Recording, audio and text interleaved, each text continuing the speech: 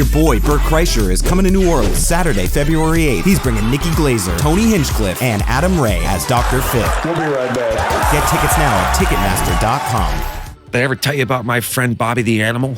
The 11th strongest man in the world? He's the reason that dwarf tossing was made illegal in the state of Florida.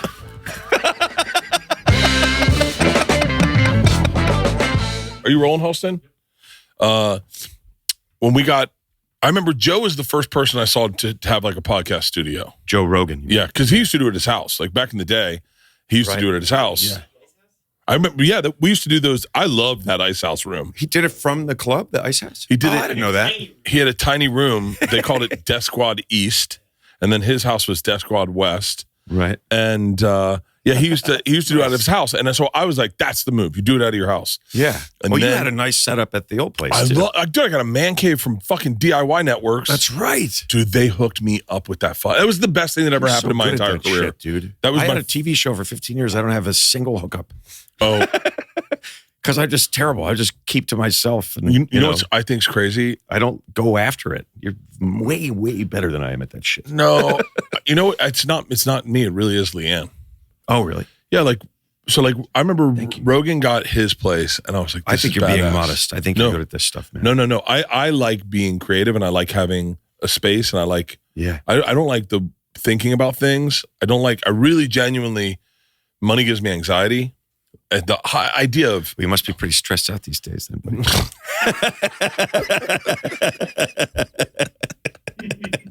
When Leanne wanted to buy this house... Man. I'm super happy to see you, man. Buddy. Congrats on the new special. Thanks, brother. Congrats on the new special. I don't know what all's going on for Please you, tell me you're selling windbreakers. I am. Oh, that's fucking brilliant. That's fucking brilliant. Dude, they say Shitty Jackets Incorporated on the inside, like all the little bits from the bit. I love it. Cougars with the C being torn off. Cougars. It's like your shirtless t-shirt thing. Burf. Yeah. Do you remember? Dude, you're in my phone as Burf still. Dude, I still have that shirt, Burf. God damn it. God fucking. No, I remember going to Rogan's the first time and being like, when he had like an office. Were you nervous doing that? What? Going to do his podcast? No, never. No.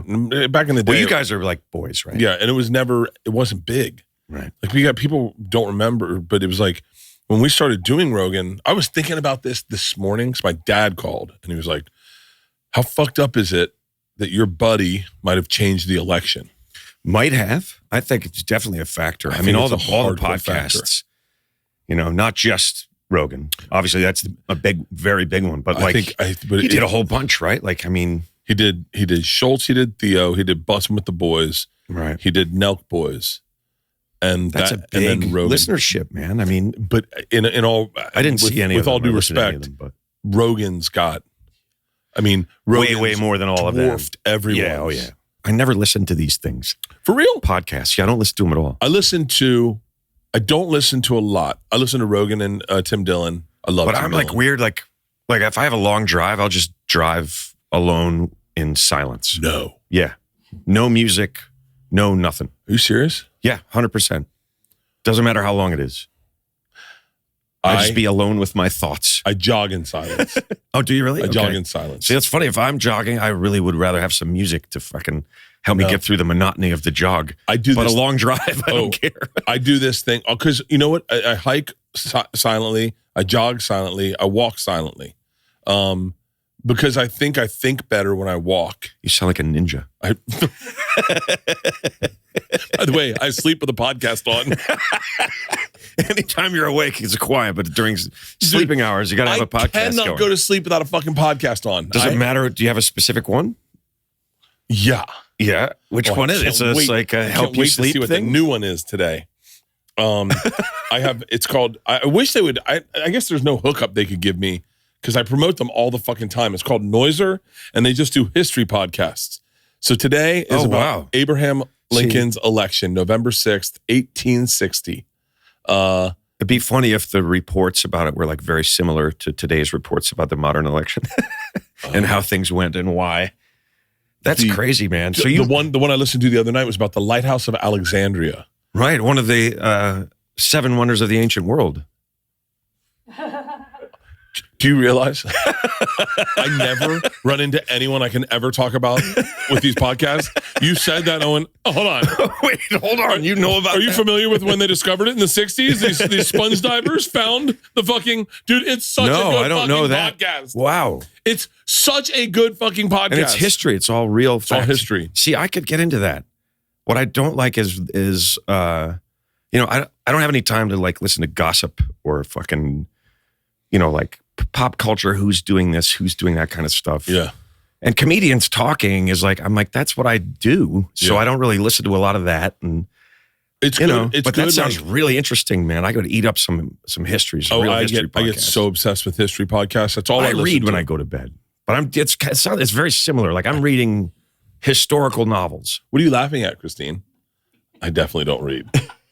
She's laughing at the idea of you reading before you go to bed. But you're learning about history, though. That's kind of what I'm doing. Totally useless. Like it's completely useless.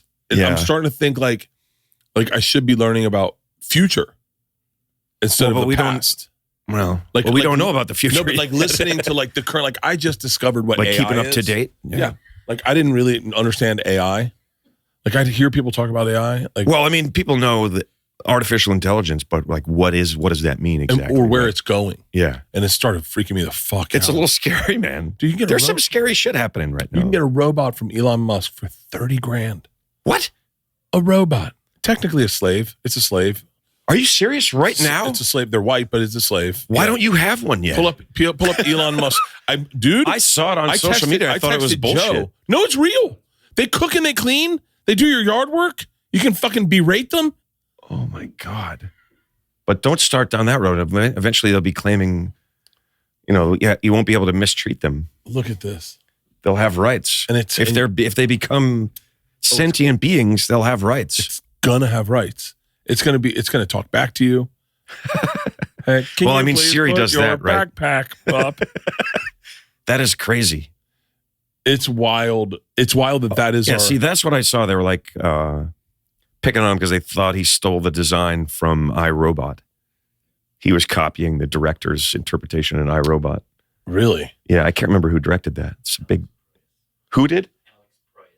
Oh, okay. It's so fucking Alex Proyas. But this is what I wish I was learning about. Is like what's gonna happen. Yeah. Like we were looking at. There's too much to learn, right? You can never learn everything. Yeah. But AI, that's the key of AI. It knows everything that we know already. Ahead of us. That humans know collectively through all of our history. It already knows all of that. It knows all of that. Yeah. And can draw inferences from that. It's pretty insane. It's crazy. Dude, I did Howie Mandel's thing Monday. Yeah. At his crazy, awesome space too. Have you been over there? Yeah. He's got the thing where you can sit in the fucking phone booth. Yeah. Dude, he was in that and he walked out of it and he goes, and now it's AI Howie in there. And so he's like, ask it what you want. He's like, Howie, tell me about Ben Bailey. And the thing like rattled off a bunch of shit about me. And I was like, oh my God, this is terrifying. It's not even really him. And he's not saying that stuff. It's just AI in his voice. Jesus Christ. Like, dude, there's a new Carlin special. I was just going to say that. Have you seen this? I couldn't do it. I started and I was like, no, I can't. Oh, that's so, for anyone listening that doesn't know, they released an AI George Carlin special. Yeah. And it's his voice. It's his voice. In it's his writing. Vein of his writing. And like, it's not organic. It doesn't. I didn't listen to much of it because I was just like, nope. Yeah. I was like, I don't want to do this. This is confusing and weird. And I met him outside the Boston Comedy Club. No way. Do you know what he said? George Carlin? Yeah. Was outside the Boston? Where the fuck was I that night? I was in there every night for fucking 20 years. Where was I? I'm going to make you lose your mind. Do you know who he came to see? I would give you 30 guesses and you still wouldn't guess. I kind of don't want to know. He came to see Ross Broccoli. No. I was just looking for the deepest pool I could come up with. You remember that guy? Yes, of course. Karen Bergreen. Oh my God, he really? Came to see Karen Bergreen. She was like, "Oh, hi, come on in." And I was like, "I said George Carlin." And then I was like, I said to him, I was like, "Hey, we have a great show tonight." And he was like, "Do you?" And I said, yeah, some of the best comics in the world perform here. And he's like, really? And I said, yeah. I said, you guys want to buy a ticket? And he was like, I'll buy a ticket. And I was like, I'm here to see Karen Bergreen. He might have been with Jimmy Miller, or that was Gary Shandling was with Jimmy Miller. I met Gary Shandling outside the Boston one time. What the? Yeah. It was. Dude, I met Cosby and Seinfeld outside there. Really? Yeah. Well, of course, way before we knew anything. Yeah. When we still thought he was the father figure for everyone. Such a heartbreak. It's crazy. He was super nice. Seinfeld was dismissive of everybody, but Bill Cosby, who was, a much bigger legend of a dude at the time, was like super, super nice and hung out and talked to everybody. I would love to talk to Cosby. Still. Now you would? Still. Okay. Oh, I don't know, man. I'd be mad at him. If Bill Cosby was mad at him. If he goes, I'd like to come on your podcast, I'd be like, 100%. Well, of course. Oh, yeah. Right? I don't want to go to his house and hang out with him. DC, Betty has a great story about that. Dude, you know that story? Yeah, wait, tell me the story. What was the story? I don't remember the details, but he had a role and things went awkwardly on set, and there was somehow he got invited. It's kind of like The Party. It wasn't the Cosby show. He got invited to it was something else. But then DC got invited to a thing at Cosby's house when he wasn't supposed to, which is like The Party, the Peter Sellers movie. Yeah. Where he's blacklisted, but he gets on the wrong list and he goes to the party. That's a great, hilarious movie. But so he went to his house and Cosby just looked at him like, what the fuck is this guy doing here? I thought we fired him from the show. Why is he at the party? He got the wrong. Ask DC. He got the wrong note. Yeah. They're like, "You're fired," or "Hey, here's an invite to the party." Yeah, exactly. I think that's exactly what happened. Which is right out of The Party. Anywhere worth going is worth going in good boots. Find your perfect pair with Tecovas. Tecovas craft hand-quality Western boots for everyone, from generational ranchers to lifelong cowboys to first-time boot buyers or guys who just go to an Eagle concert in Vegas and want to feel cool in a pair of boots. That's me. Born in Texas in 2015, Tecovas makes it easy for anyone to find their perfect pair of boots, and that is the truth. Their website is fantastic. Every one of Tecovas boots are handcrafted with over 200 meticulous steps for broken-in comfort right out of the box. Whether it's a long day or a big night, your Tecovas are built to last and impress. And I'm telling you, go to the website. You're going to have a hard time just buying one. Their website is phenomenal. I got a different type of boot than I normally get, just so we're clear. I got a low-length boot, zip up on the side, crocodile. Oh, so sexy. You throw that on with a pair of jeans and a white t-shirt. And the reason I did that is because a lot of my jeans aren't necessarily boot cuts, and the higher boot, you need a boot cut. And I just wanted to make sure I could wear them with jeans or khakis. And dude, that look, boots dress up an outfit. And these Tecovas are absolutely freaking gorgeous. Right now, get 10% off at tecovas.com/Bert when you sign up for email and texts. That's 10% off at tecovas.com/Bert, tecovas.com/Bert. See site for details. Tecovas, point your toes west. Ever start your day feeling like you're dragging your feet before you even step out of bed? Most green powders taste like lawn clippings and barely give you the boost you need, but not Morning Man Greens. Morning Man Greens is the ultimate morning fuel. It is packed with 95 milligrams of clean caffeine from green tea and coffee bean extract, plus 75 vitamins, superfoods, probiotics, and digestive enzymes to power you up and improve your gut health. And if caffeine isn't your style, don't worry about it. It is available in decaf too. You can choose how you start your day. Unlike those other green powders, Morning Man Greens actually tastes amazing, and it's got rave reviews from thousands of satisfied customers who've ditched their old routine for this game changer. I personally felt the difference right away. The caffeine was fantastic. I felt like I was awake. I had no more sluggish starts, no more horrible aftertaste, no energy crash, sustained energy all day long. More importantly, dude, the gut health is a game changer. Something about me as I've gotten older with traveling, my gut health has been horrible. This rightens my boat, and I'm telling you, I'm a very satisfied customer. For a limited time, Morning Man Greens is offering our listeners an exclusive 20% off discount. Head over to morningman.com/Bert and use the code BERT20 at checkout. This deal won't last long, so you want to grab it while you can at morningman.com/Bert and use the code BERT20 and start dominating your mornings with Morning Man Greens. Do you know that movie, The Party? No, I don't. It's kind of obscure. It's like Peter Sellers, like real old, pre-Pink Panther. Super funny, man. If you like Peter Sellers. I like Peter Sellers. Yeah. But I didn't know comedy when I got into comedy the way, you remember when there would be people that are really into comedy. Yeah. Like Brian Scalaro was really into comedy. Yeah. He still is. Yeah, he still is. No, but I know what you're saying. And I'm more like you than I am those guys. Like, I fell into it.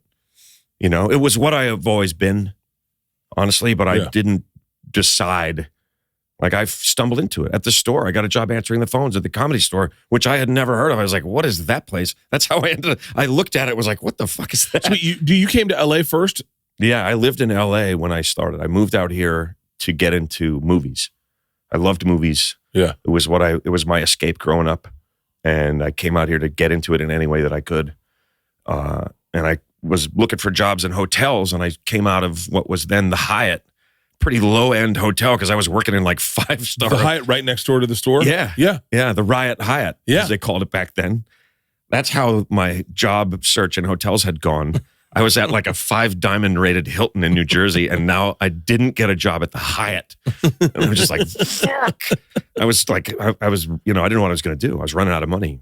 I sold like a bike and some shit and moved out here. And I came out and I saw the Comedy Store. I think I saw it on the way in, and I was like, what is that? Didn't really know much about it. It was kind of like on the periphery of my, like a lot of stand-up was at that time. Oh, stand-up wasn't as what it is today. Yeah, but I mean, for me, it was not like a thing that I was focused on. You know? It was a thing that I sort of knew existed sort of peripherally. But yeah, I walked over to look at it, like, what is this place? And I started bullshitting with the guy, and he said, well, you have a good voice. We need someone to answer the phones. Because I told him I just didn't get the job there. What year is this? This is 93. 93. So who's at the store at the time? Comic-wise? Yeah. Well, so Mike Becker was managing the club still, and Mitzi was still there during the day, and at night. I auditioned for her. She passed me at the club. Really? Yeah. Months after I did my first spot in the belly room. But like guys like Franklin Ajayi. Yeah. I remember Franklin Ajayi. Argus Hamilton. So Jeff Altman. Yeah. Louis Anderson was there, as you know. One of my favorite stories. Louis Anderson. One of my favorite stories. I still feel embarrassed when I think about that story. Oh, I think of that. I actually think of that every time I think of Louis.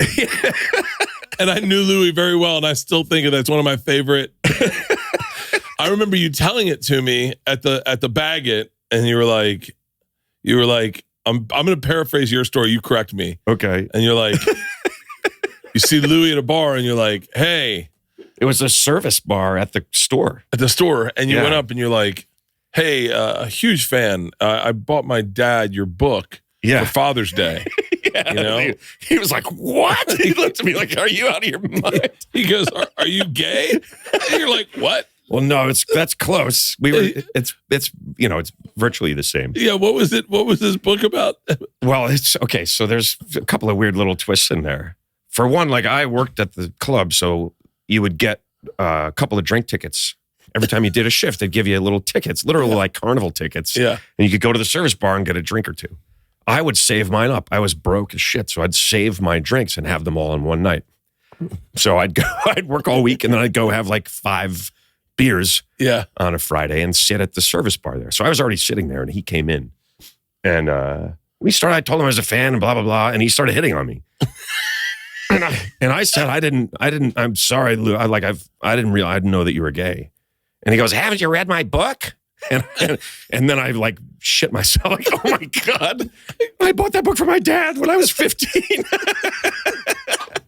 And he was so confused. Turns out there's 2 books, though. The book that I bought for my dad was actually not the book that Louis came out in. It was about his abusive alcoholic father.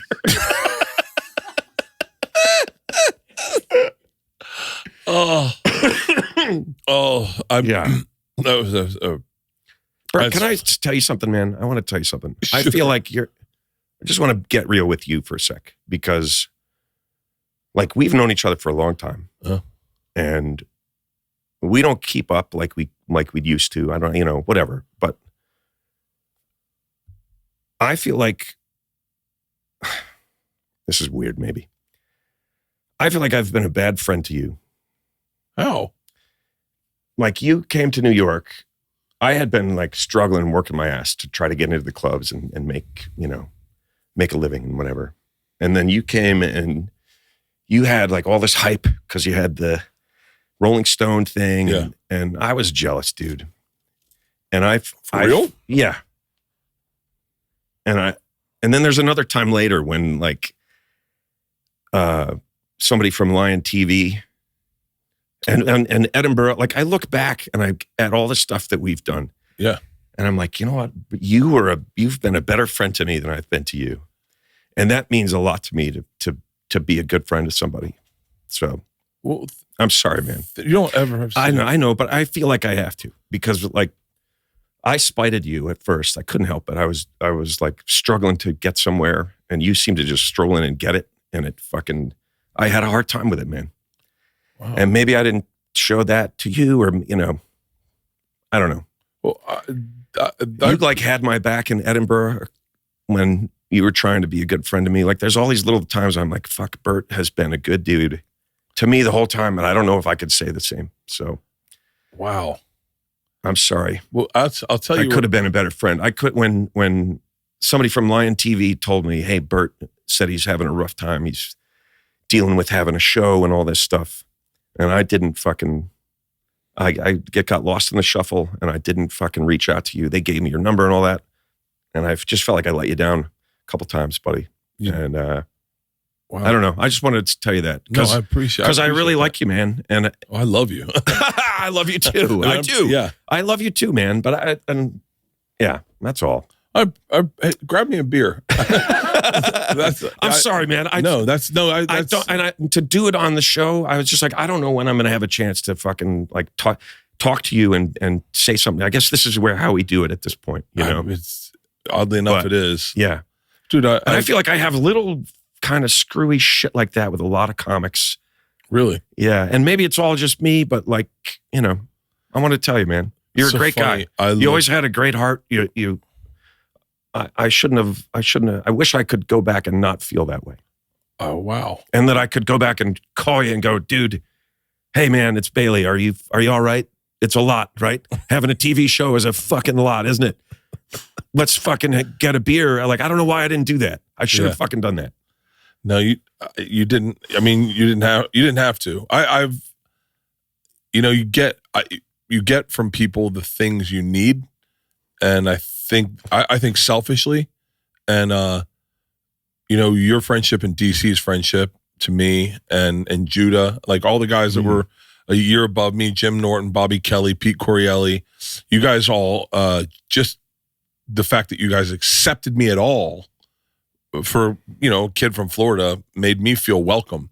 And I didn't need much more than that. I'm glad to hear you say that, buddy. I mean, because I worried that I didn't. No, even though we were buddies. You were also in a very different life place than I was. You were married. Yeah. To a French person. I remember thinking that was like crazy. I was like, how do you meet someone from France? Like, I remember going like, when they go out to eat, do they have to go to like wild places or can they just go American places? But like, but you were in a different place. French restaurants. DC was in a different place. You guys were both married. Yeah. And I was just young and fucking. I think I might have envied you that too, that you were young and single and still just having a blast. Single. And I had to go home. I'll tell you about. Not that I went home very often. You know what's so funny? I never sensed it from you. I never did.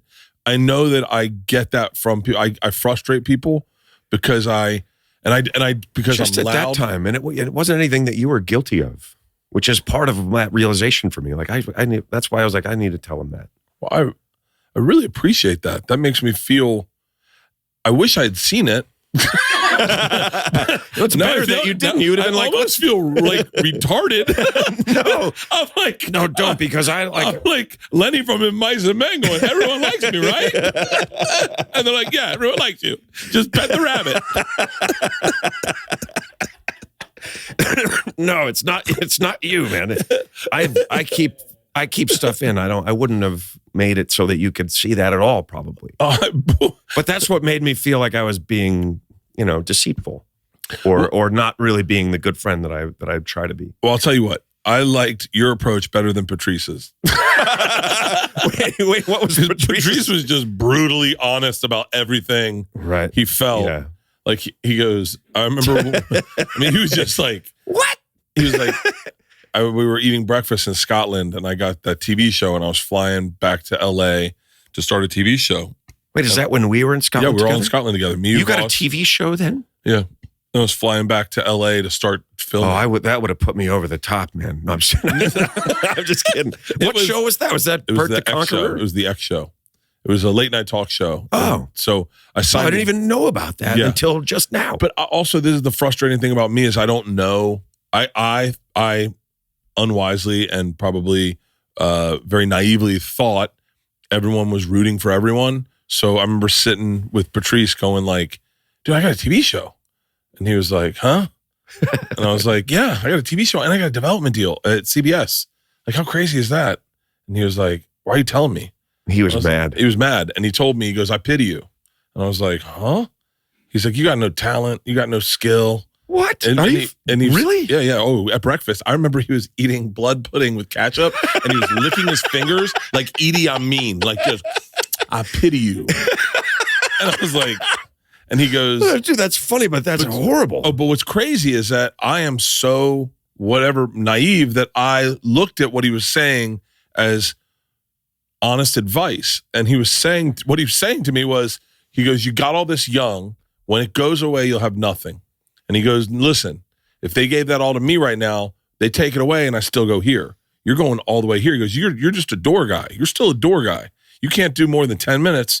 You're bombing every night here in Scotland. And he goes, and you're going to get on TV, but when they take it away, you'll go to here. And I was like, okay. I was like, well, then what's the goal? He goes, you got to build your foundation. I remember him saying that. I held on to that advice. And it was probably... You think it was good advice? I actually do think it was great advice. I actually told Brian Scalaro the same thing. When Brian got his first TV show, I said, can I tell you what Patrice told me? He was like, what's that? And I said, don't let them take away your base. I go, you got to build your base. Now when you have this TV show, that's when you got to be in the clubs every fucking night. Because Hollywood respects that.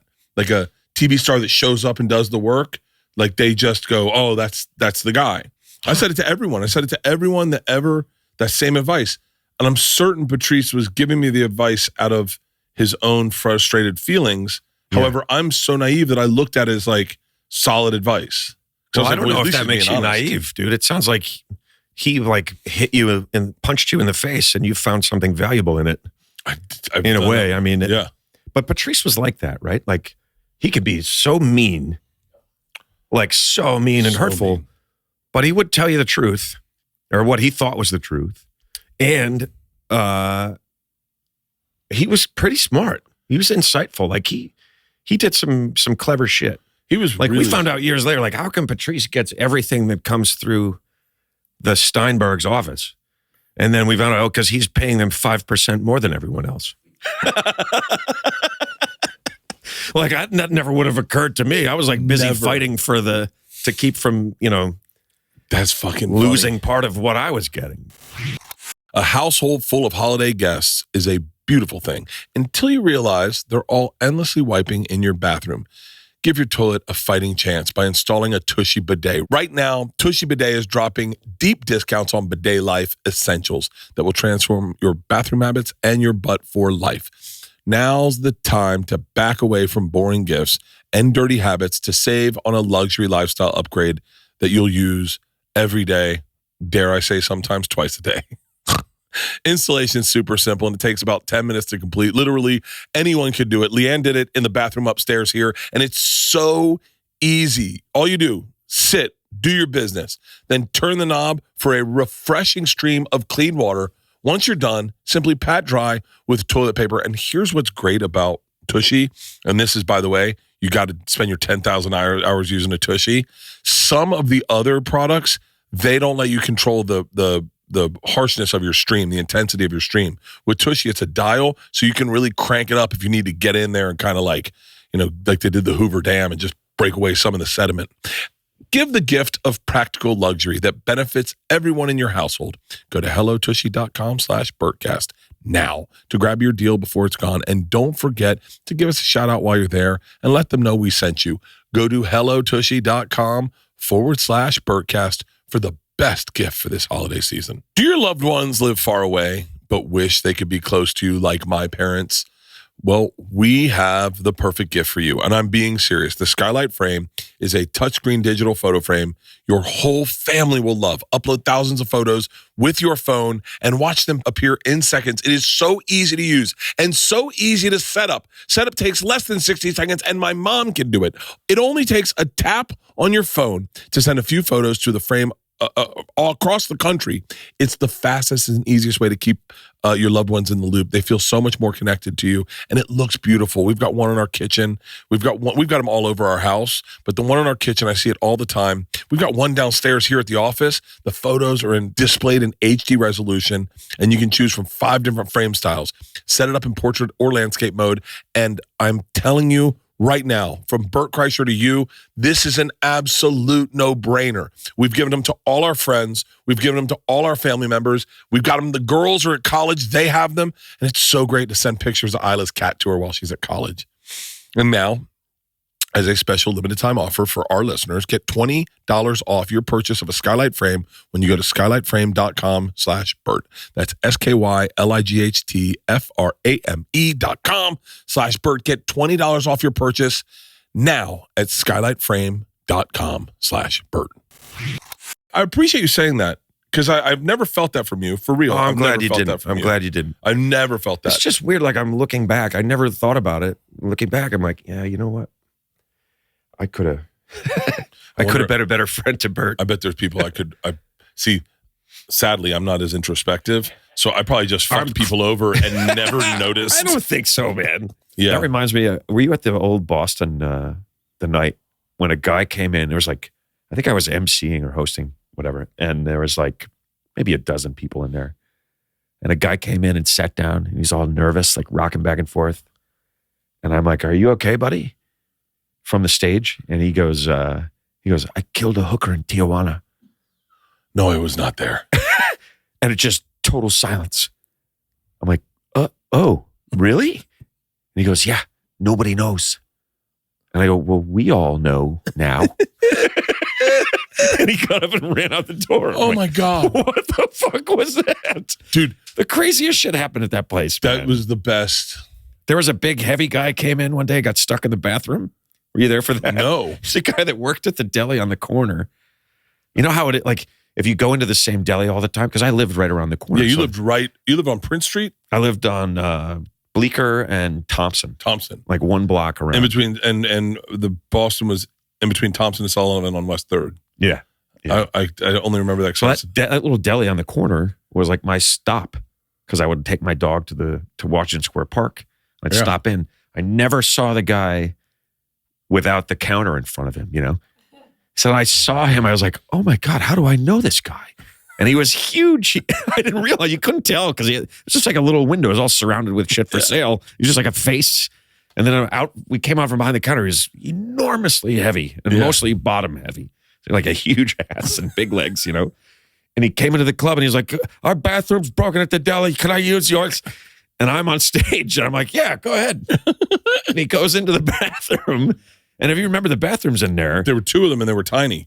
It was one door into like a room like twice the size of a phone booth that had a sink in it. Yeah. And then there was the women's room and the men's room. And each one just barely had room for a toilet. And he went in there, he couldn't get out. Holy shit. I was on stage a whole comic set later going, that guy's still in the bathroom. Getting big laughs with the guy. And then finally he opens the door and he's stuck. He can't get out. I can't remember how he got out. He couldn't get out. And everyone was laughing, but he was like horrified. He was embarrassed, the poor guy. God. It's crazy. I had no pressure about life then. Like, I didn't think I would. Like, now I look at it and I go, had I known the urgency, I would have worked harder. But I was just having so much fucking fun back then. We had so much fun, man. You go down to that bottom corner at the Baggett, like after the show was over, and it was like all the fun comics, all the fun people, Tony Woods. All right, I was just going to say, all right, here's a trivia question for you. Okay. Do you remember the 3 songs that Tony Woods put in the jukebox every single night? No. When I think of that jukebox, the only song I ever think of is Blur Song 2. Oh, yeah. I played that every fucking night. You would play I play that That's every fucking night. Tony Woodsy would play Imagine. Oh. Not at all what you would expect. Yeah, not at all. Sinead O'Connor, Nothing Compares to You. And Mississippi Blackwater. God. Blackwater, keep on. I mean, he played the same songs every single night. God. And we're like, oh, I guess it's Tony's songs are up. I remember Patrice played one night played Yellow Submarine by the Beatles. And I went and I was like, really? You're surprised. And he goes, I can't like Yellow Submarine. And I was like, no, it just doesn't seem like a Black Guy song. And he goes, why? And I go, well, I don't know. And he goes, you can't see me driving down the street to this? And he started giggling and he was like, that would, we all live in. That's really funny, man. Damn it. I got a part in this movie called Bad Meat. Wait. Which was the guys from The Onion made a movie. Yeah. And it was Bad Meat. And they had seen my stand-up and they're like, we want you to play an FBI agent in our movie. And I was like, awesome. I booked a big and tall commercial the same week. So I had like no work except the stand-up shows most of the time. And all of a sudden in the same week, I had to shoot a big and tall men's clothing store commercial in New York and this movie, Bad Meat, in Chicago. So I was flying back and forth. So I play FBI Agent 1. And Agent 2 is played by this guy, Cedric Young, who's if you saw his face, you go, oh, I remember that guy. Yeah. He's been in some big movies. And he's an older guy. He's black. And he and I hit it off so well. We laughed. We had such a great time. But so one night we went into this little bar in this neighborhood out in the burbs of Chicago called like not Wicker Park, some Stiller. I can't remember now, but some little, like where we were all staying. We walked down the street, went to this bar. There's nothing but like blue collar white dudes in there. And Cedric and I walk in and like everything stops. And they're all just looking at us like, who are these dudes? And Cedric's like, he goes, I'm going to put some music on. And he walks through the crowd to the jukebox, everybody looking. And he puts on Hold On Loosely by 38 Special. And I'm just like, what the fuck? Oh, maybe I'm, stereotyping you, dude, but that is not at all what I expected. Oh, I don't know if he did it on purpose because like shit seemed okay after that. Like everyone was like, oh, okay.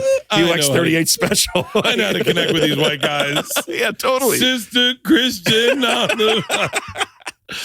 So this guy, Ray Garvey, owned Pips Comedy Club. Okay. Which until before it closed, obviously, was the oldest club in the country. Really? I think it was even older than the store. It was in Brooklyn. It was in Sheepshead Bay, Brooklyn. Yeah. Yeah, it's where Dice started. It's where a lot of people did. This guy, Ray Garvey, was a cop, and then he owned the club. He grew up with Woody Allen, so he has all these little bits in Woody Allen movies. He plays a cop in like a bunch of Woody Allen films. Really? Real character. He's passed away now. And kind of a nut, Yeah. So I was doing this movie called Don't Shoot the Pharmacist, which if you remember that, Steve Byrne is in it too, and Artie and Godfrey and Judah. And there's a guy who was actually a pharmacist made a movie about a night of the graveyard shift at the pharmacy. Oh, wow. Where I played him. So one of the scenes, Steve Byrne played my character's roommate who wanted to be a comedian. So there's a scene where he finally gets a show and everybody goes and it's like this big thing for him. And we shot that at Pips. So we go to Pips at 9 a.m. and Ray is there. I've never met the guy before. And most of the stuff is Steve. It's just me. They just have to get shots of me in the crowd cheering him on and heartfelt moment for my friend and all that. So I'm kind of done. We did that early and I'm done. So Ray and I just start drinking at the bar.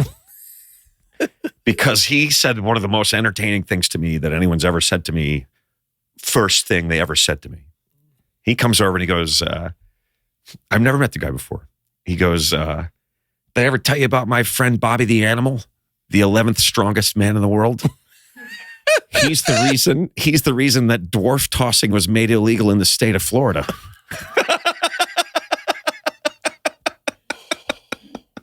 And I was like, Oh, I think I'm drinking with this guy. Oh my God. For the rest of the afternoon. Oh my God. He claimed that his friend Bobby the Animal, the 11th strongest man in the world, threw a guy into the 39th row. And then they were like, we can't do this anymore. There was a generation of men that, Yes. that didn't strive to be famous, didn't strive to be comedians. They were just authentically wild men. Yeah. And he was Ray Garvey was definitely one of those. God, dude, I did a long time ago. I did helium. I don't know if you ever find this video, but I did helium and which one? In Philly. In Philly, okay. And Mark Grossman was like, hey, there's this young comic. I don't even know if the kid still does comedy. He goes, there's this young comic, and he does like an interview show. Would you, after you're done press, will you come over and do the interview show with him? I said, yeah, of course. So I go to the club. I'm in a Tampa Bay Devil Rays hat, a throwback Tampa Bay Devil Rays hat. I don't know why, it was my favorite hat at the time. And the kid's got all these bits, and he brings out balloons. I have a fear of balloons, so I kind of shut down. And he goes, "Wait, are you being serious? You don't see if you can find the clip."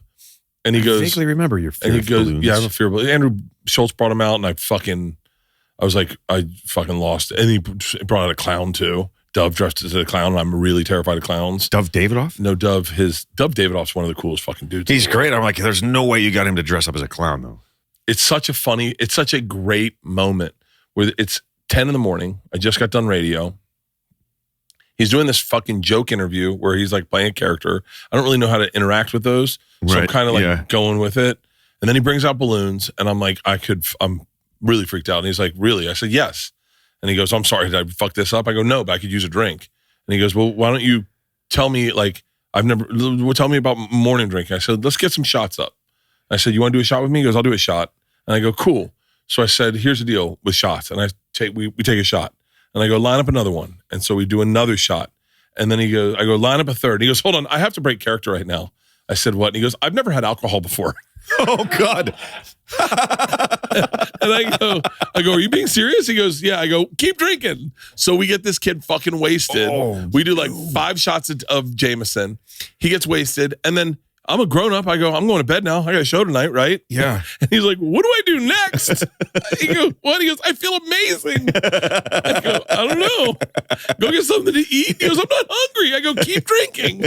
He came back to the club fucking wasted that night. And we're like, oh, we might have caused a problem. He drank all day. He drank all fucking day long. And he was fucking obliterated.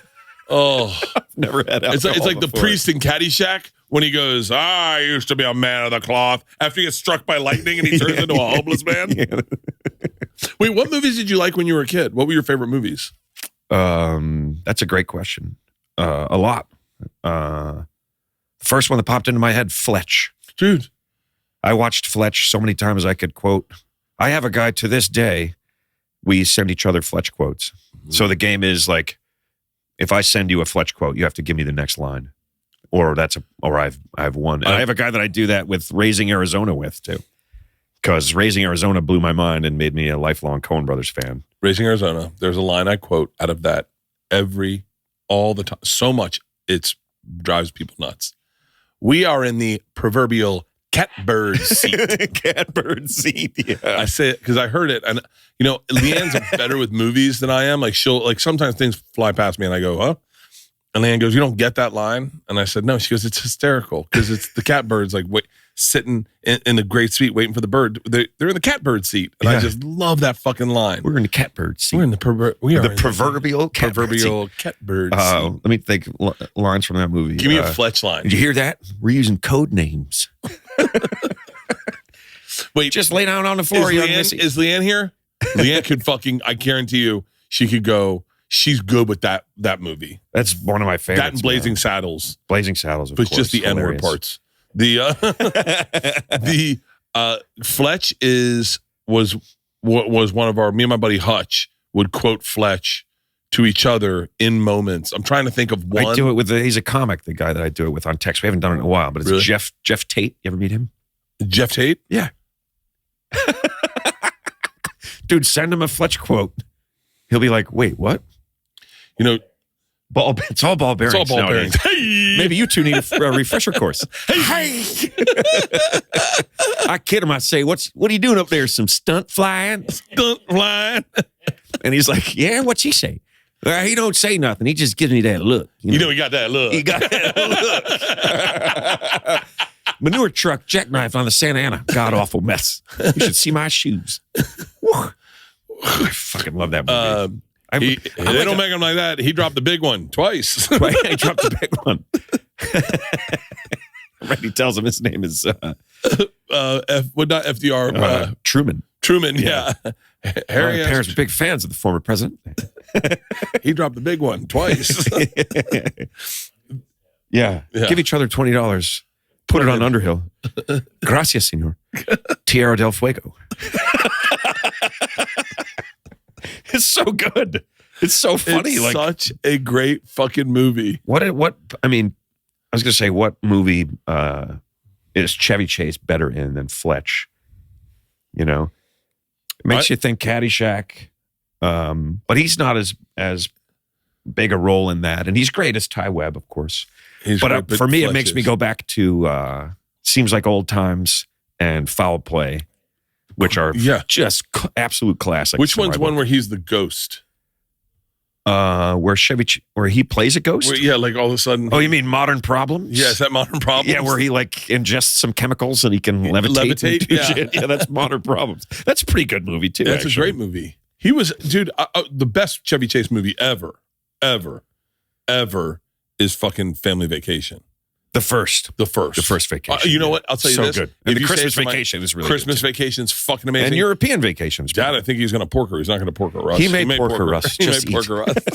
They don't make movies like that. They really don't make movies like that anymore. Yeah. They're not making any movies like that, but just so many quotable lines that they became our childhood. Like that, totally. My personality was developed from those men in those movies. Yeah. I mean, before I knew I was a comedian, I was making people laugh all the time, right? And a lot of that was quoting movies, reenacting things from movies. You know? Every time I ever walked anywhere into any house with a piano, I put my hand under the thing and dibble with the two fingers like... I was born. Or no, Bill Murray and Ghostbusters. They hate when I do this. Are they going to do Chevy Chase? To love you. I was born to lick your face. You were born to love me, but I was born to love you first. Let's go out to the lanai. It's just right. Yeah. It just, man. God, that's crazy. You're right. It's part of our culture and a part of who we are, those things. They were that influential on a lot of people. It's awesome.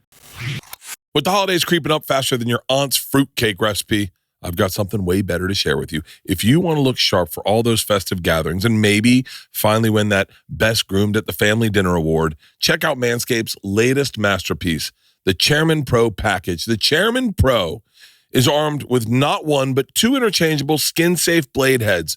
Think of them as your grooming superheroes. The skin-safe 4-blade foil for when you want that baby bottom smooth, and the skin-safe stubble trimmer for when you want to keep a little stubble but make it kind of clean it up a little bit. The Chairman Pro is also waterproof, which means you can use it in the shower and it simplifies cleanup too. Just a quick rinse under the sink and you are all set. I've said this before. I got these recently and I shaved my back with them.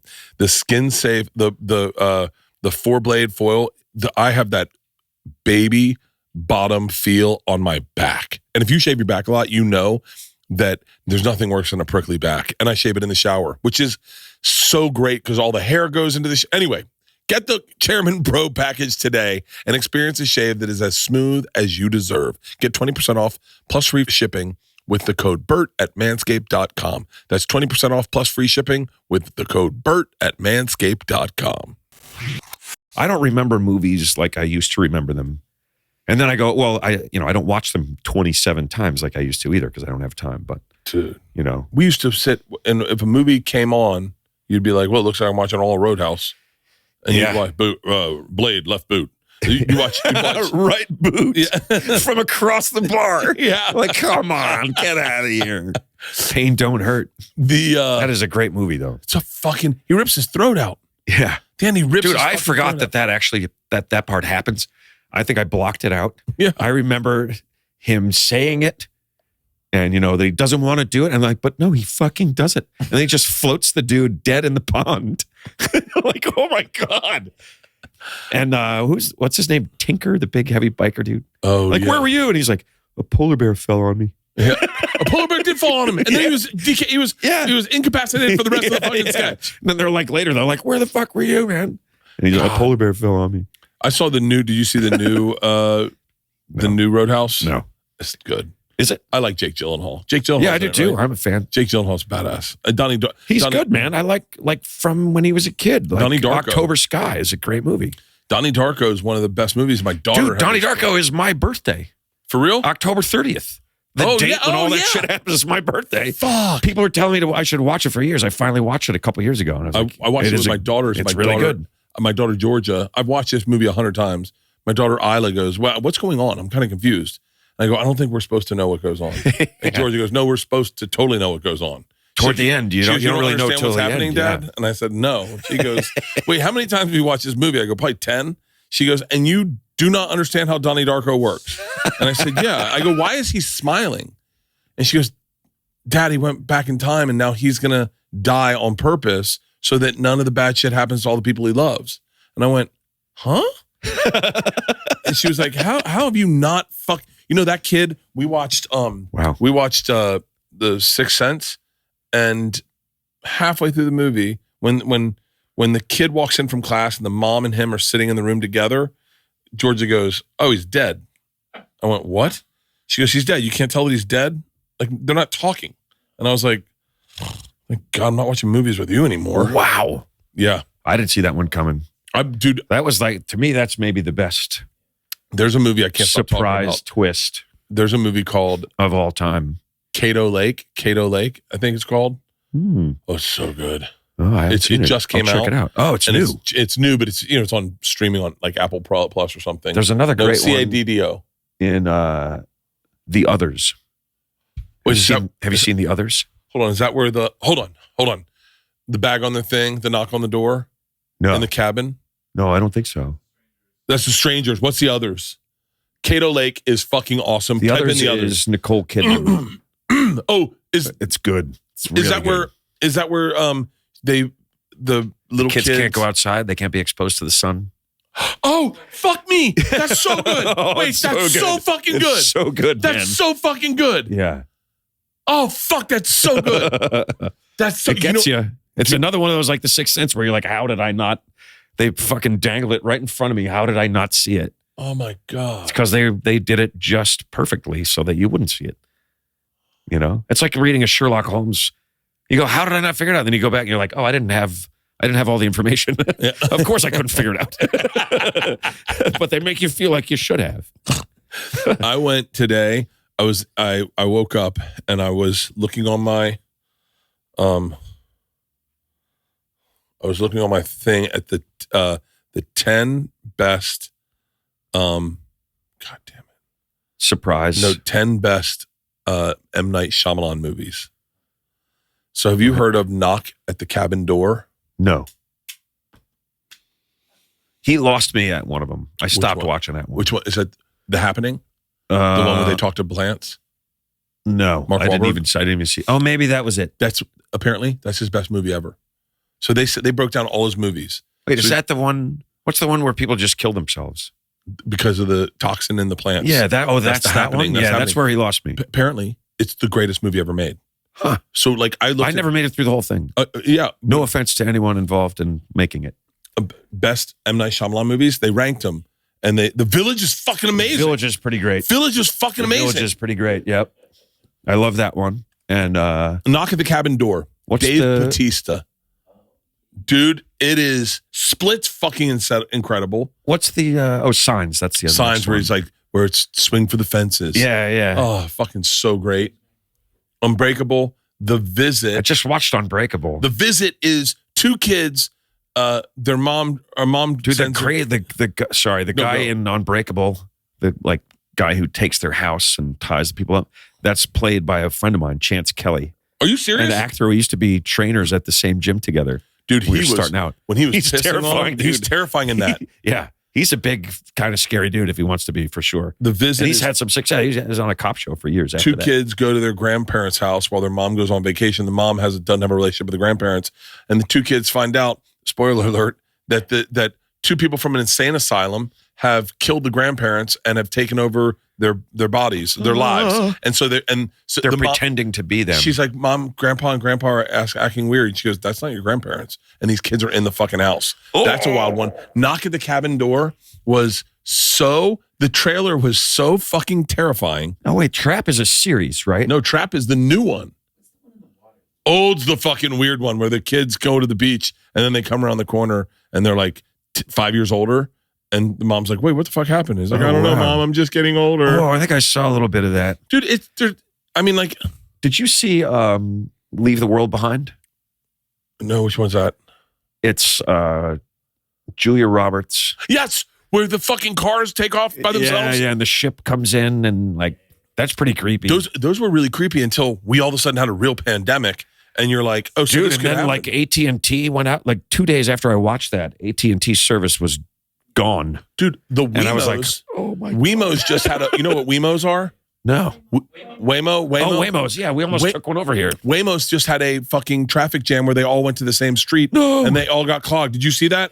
Yeah. Did they get hacked? Or was it just a glitch or something? No, but you can't trust that. Like I was driving. Dude, those things are kind of terrifying a little bit. He's been in one. I haven't ridden in one. You, if you're driving next to it, you dictate where it goes. I got in front of one and started cutting it off, and I was like, because it's got to go like whoa, like it doesn't have a mind of its own. Yeah, it's like the let me get delivery past this carts. Lunatic. Yeah, so you can fucking take a Waymo wherever you want it to go. Just fucking run it off the road, pull it over. If it's empty, No, there was someone in it.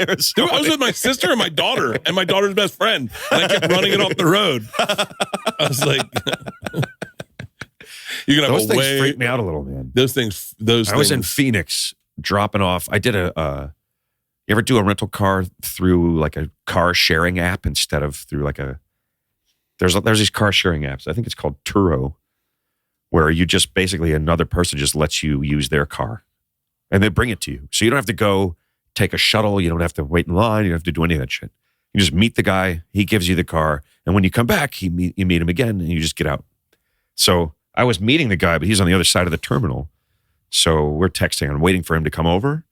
And those Waymos are dropping people off behind me and then going around me and driving away empty, one after another. And I was just sitting there like, what the fuck? What is going on? If you woke up out of a coma, for my God, 10 years, 10 years, you would be like, this isn't real. Yeah. Imagine like your great grandfather, if you could just grab him or grandmother, and just drop them into today for a minute. Like they would be terrified by this. Like, what is that? They'd have no idea. You'd be like, it's a phone. They'd be like, a what? First of all, it's not a phone, but if you go back to that generation before the telephone, they would just have no clue what this thing was. It would blow them. I would argue that you would inevitably get stuck in it and go like, there's so much information at my fingertips. Yeah. It's so wild. They would think you were an alien or Oh, I now if you went back, I mean. Yeah. Oh, Leanne's grandfather was old redneck. Like he had only flown in a plane once, and he only flew in that plane to see if his fences were straight. Some guy had a plane, and he was like, "You want to go up in the plane?" He's like, "Yeah, if you can, I would love to fly over my property. I want to see how straight my boys put my fences." Oh wow! So because he was obsessed. Well, where was this? Was Georgia? In Georgia. He was obsessed with a straight fence. Like he was obsessed. He's a farmer. He's a farmer, and he said, "Can I show you something?" I said, "Yeah," and he goes, "Come here," and he squatted me down behind one of the fence posts. And he goes, lean out this way. He goes, you see all those fence posts? He goes, now lean right here. You just see one. That's a straight fence. That is a very straight fence. Yeah, he was. And I said to him, I'm kind of with him because have you ever seen a fence that was put up and it's not straight? Oh. It looks horrible. Horrific. I got obsessed with fences for a while. Like legit obsessed with fences. Dude, this guy that I grew up with he got kicked out of school. He got expelled from school when we were in 7th grade. And I kind of had a little something to do with it. Like our science teacher left us alone in the lab for like 20 minutes. And stupid me, 7th grade, I turn on the gas supply for the Bunsen burners, and I flick the flint right in front of it, and a flame shoots 20 feet out into the middle of the room and almost up to the ceiling, and I shut it off.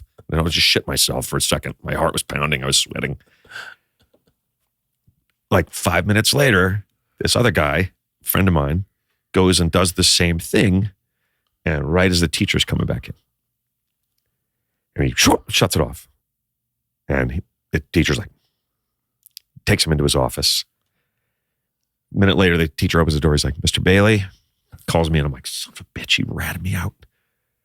And the teacher goes, he said you did it first. Is that true? And I'm like, well, he ratted me out. I'm not going to. So I go, no. There's no loyalty in I go, no, yeah. I don't know this guy anything. He didn't have to say I did it. Yeah. And so I said no. And he said, okay, you can go back. And I went back and sat down. He left and never came back to our schools, that kid. Are you serious? I swear to God, the next time I saw him, I had bought my first house and I built a pool in my yard, a lifelong dream of mine. I had to put a fence around it. I called a local fence company, and who shows up on my front porch? But this guy, I'll say his name and you can edit out. His name's, I'm still friends with him now. Yeah. But I'm like, oh my God, it's. So we're walking around measuring for the pool fence, We've like reconnected. He knows who, we've, gone through a little bit of it. And I go, dude, I gotta ask you something. I go, I've felt bad about this for years. I go, do you remember the Bunsen burners? And he turns around and he goes, oh, the Bunsen burners. Yeah. I go, I felt bad for years because I did do it first. And you wouldn't have done it if I hadn't done it. And then you got kicked out and you never came back. And he goes, oh, that was just the straw that broke the camel's back. He goes, I was in trouble for like 35 other things. He goes, they kicked me out of school. He goes, I got kicked out of the next school. He went the 2 towns over again, got kicked out again. For real? Yeah. He goes, it wasn't you. Don't feel bad. It was me. And I go, so what happened? He goes, well, I ended up going to, like a VOTEC, we called it, vocational school. He goes, I learned how to build stuff. I realized I loved doing it. I started this fence building company when I was 17. He's made a fortune. He's made an absolute fortune. That's fucking And he's doing awesome. it, and he loves it, and he's good at it. He's done all the fences at both of my places now. Really? And they're beautiful. Like people come up, they're like, who built your fence, man? Because I had a guy build mine, and look at him like, yeah, that's not quite as good as all fence. God. Isn't that crazy? That's fucking insane. Like he was fine. There's another thing. Maybe I tend to do that. Like I felt that was like 6th grade. I carried that around until 6th grade. Yeah, I carried that around feeling badly, like I had done that to him until I was like, 35. The things that happen in your life happen for a reason. Everything happens for a reason. Yeah. It's crazy when you think. I remember I had one story, and DC Benny came up to me. It was taking acid and go to Disneyland, and DC came up to me. Oh, I remember that. And DC and you were more story guys. Yeah. Like and DC. Yeah, we always love the stories. Yeah. And DC came up to me and was like, hey, that's what you should be doing. I was like, what? And he's like, you're better telling these stories about just your authentic life. Like, because he's like, that no one's doing that. And I was like, oh. And then you and DC had the room.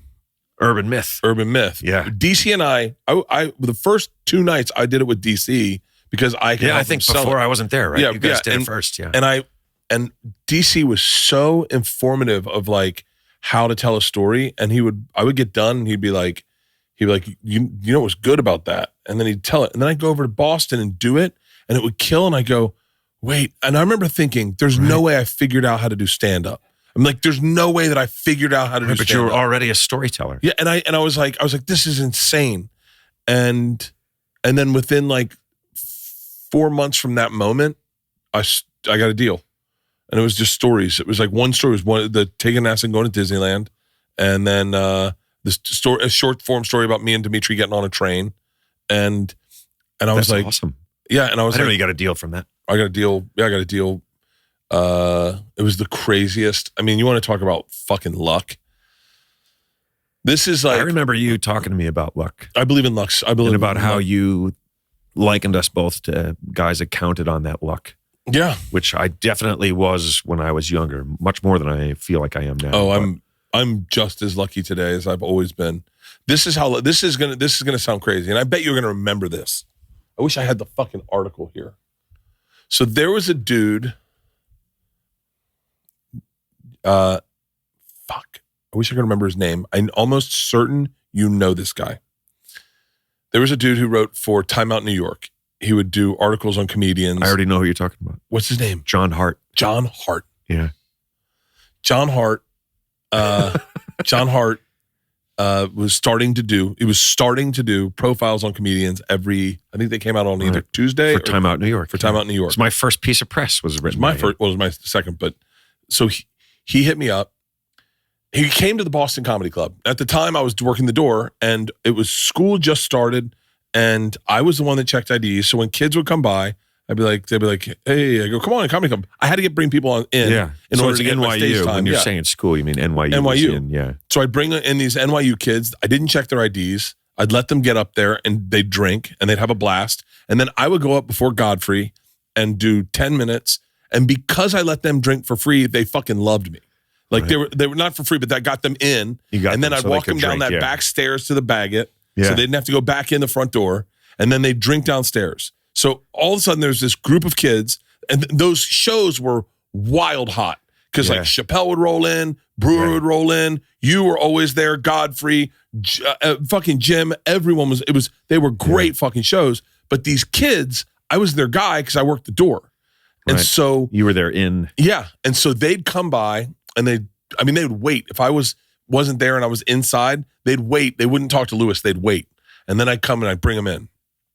So he goes, John Hart reaches out. He comes to the Boston Club one time, and I murdered because I got these kids in for free, and I got them drinking. And then we're all hanging out, and we're all. And because you're funny, Bert. And I'm funny, but we're all partying. And John's like, "Yo, can I do a profile on you?" And I was like, "Sure." And he was like, "Cool." So he does a profile on me because I'd been in Rolling Stone, and now I'm doing stand up, and it comes out on Tuesday. Will Smith read it Tuesday, and he called David Tochterman was running Will Smith's company, showed it to David Tochterman. David Tochterman called Barry Katz Wednesday night. Barry Katz saw me do stand up for the first time. He came to watch you because of that. Came to watch you, and then came to watch me, and then he came to watch me once. He read the paper the whole time. The fucking prick.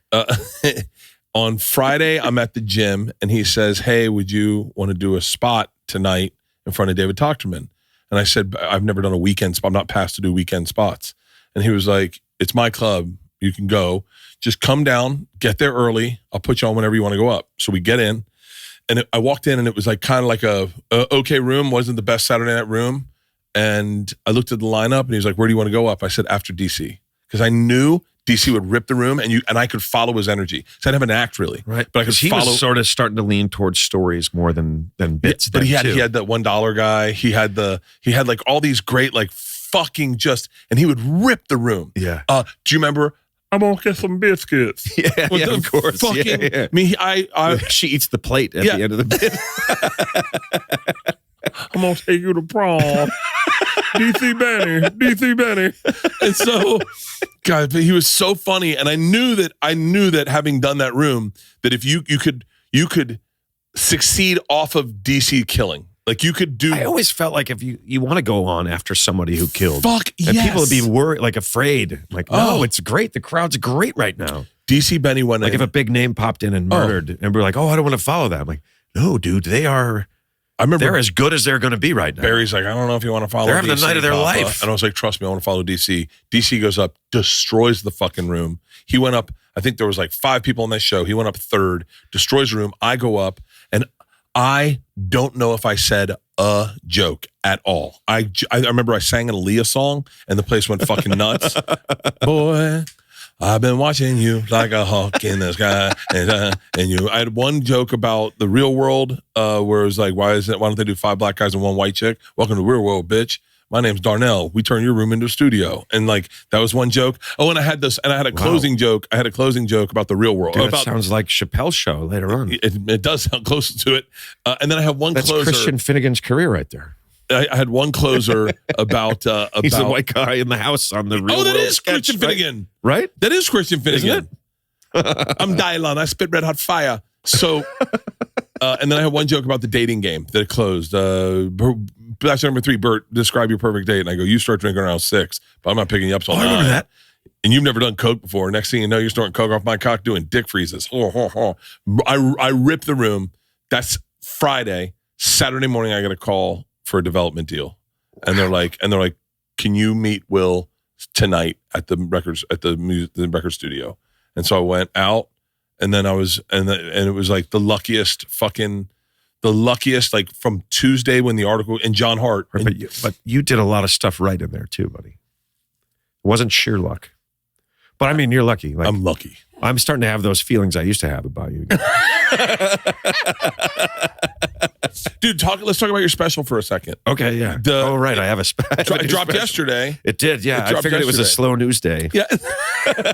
Dude, it's not a bad, I said, I wonder why he dropped in. I go, I bet there's a lot of people not wanting to watch. And Leanne said last night, goes, I'm done with this fucking election coverage. What do you want to watch? I go, we can watch Ben's special. She goes, put it on. I would love to. And I was awesome. So you're right. It was a brilliant idea. It would just happen. I can't really take credit. Really? That it's just like it was done. I've been trying to get the fucking thing done for so long. I produced it myself. I did all the editing. The people that shot it, the crew, they told me they knew how to use I have my own gear and all that, my own production company, and they just botched it. So it took me. It took you a while to get like a full year to like get. There was a lot of stuff I couldn't use. So I had to piece it together and make this thing. And, well, it's fucking phenomenal. Oh, thanks, it's man. Great. It's thanks, great. Buddy. Yeah. I love it. It's bits that I was going to do this special in 2020, pre-pandemic. Yeah. You know, I had a new tour. Cash Cab we had 5 options for 5 more seasons. Everything was great. And then the pandemic literally just fucking torpedoed everything. Just, yeah. And so then I was like, well, I've had this. I was ready to tape this. Like, it's been 4 fucking years or 3 years since I was going to tape it. Next time I have 2 shows in the same spot, I'm just doing it. Yeah. So literally 2 weeks later, which I shot at this little place in Portsmouth, New Hampshire. So I'm happy with it. You know, it's great. But like I've looked at it so much that I can't see it anymore. You know. Oh yeah, so, you're telling me. Yeah. I'm supposed to watch my special. I was supposed to watch my special. It's not even. I mean, it's not due for a while. And I'm supposed to watch it, and I kept pushing it off to the point it became a fight between me and Leanne, because Leanne edits them for me. Oh, wow. Like, she goes through and edits them, and it's still not, she does a great job. She knows you well enough to know but there's certain what stuff you're going to want. Or there's certain stuff that make me cringe. Me too. See, that's my thing. That's why I edit it myself, because if I hire someone to edit it, I'm going to be standing right behind them, telling them what to do. Like, I'm just going to do it. Yeah. Because there's stuff that they would go, oh, that's fine. What do you mean? I'm like, if you leave that in, it is going to eat me up for the rest of my life. Oh, I cannot leave that in there. I did a special in Cleveland, and I couldn't. Polarities, or was this later at a bigger? I forget where it was. It was, but it was in a theater, and I went in and I said, every show I said, I love Cleveland. I love this very, very. Like, why the fuck am I saying this? And then they're not going to believe you, man. And then I was like, Cleveland's one of those cities where the people in the city define the city. You don't get it often. You get Cleveland, Fallujah, Belfast, and I was like, it's working. And then I watched it. And I'm like, I love Cleveland. I'm like, what the fuck am I doing? I love That's Cleveland. a good bit, though. That's you lure them in. Yeah, I liked it, but it was really a joke I wrote. I was just doing a similar greeting down in La Jolla. I did this La Jolla store over this past weekend. Yeah, and I go, man, Southern California. It's so nice to be here. Every time I come here, I think, man, why don't I live here? And then I remember the people. Same kind of thing, but it's like a icebreaker. What's Bam, up? bam. Nothing. How are you doing? Good. Good. Oh, she has. Oh, do you? Podcast that was started at half. All right, we're gonna wrap up. That's a great movie. Ben, I love you to death. I love this you too, has been buddy. a I'm so very, glad we did very this. heartfelt, awesome, genuine podcast. I'm so genuinely happy for you and all that you've gotten and all that you've achieved, buddy. Thank you, brother. It's because you're a funny, genuine dude, and you work your fucking ass off, and you deserve every bit. And I just hope you're enjoying it. I'm having a pretty good time. Good, man. Me too. Thank you. I'm having a blast.